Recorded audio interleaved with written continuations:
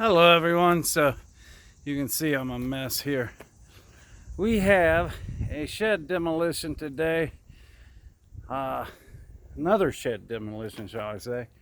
Just so happens this one's in Grove City today.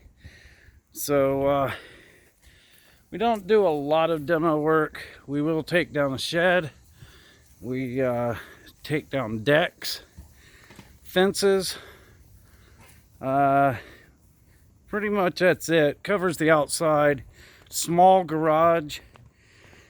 We can't do anything over 178 square feet because then that enters the realm of a demolition company instead of a junk removal company.